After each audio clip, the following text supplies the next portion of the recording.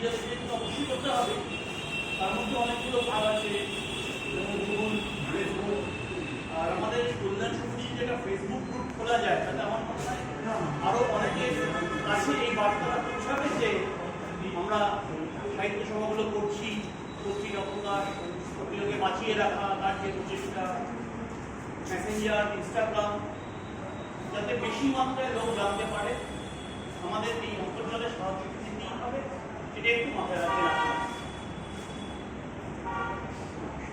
আজকের দিনে তো আমাদের এই যন্ত্রটি ছাড়া একদমই চলবে না। এখন আমরা ফিরে যাই একটু পুরোনো দিন, যখন ডিজিটাল ছিল না, কষ্ট আমাদের বাংলা ইয়ং কাপুরের দিনগুলো। আজ থেকে অনেক বছর আগে খাকি পোশাক পরিহিত পিয়ন এসে নিঝুম দুপুরে ডাকবাস্কের বুকের ভেতর ফেলে দিয়ে যেত চিঠি। এখন আর ইমেলের যুগে চিঠি আসে না সেই খাকি পোশাক পরিহিত পিয়ন কাকুরা। কোনো নিঝুম দুপুর ভেঙে নাম দিত চিঠি আছে, এক অন্যরকম রূপ ছিল। এখন উপকূল এসে গিয়ে হারিয়ে গিয়েছে সবিনয় নিবেদন, ইতি, তারপর ইংল্যান্ড লেটার অথবা পাসমার্কা পোস্টকার্ড।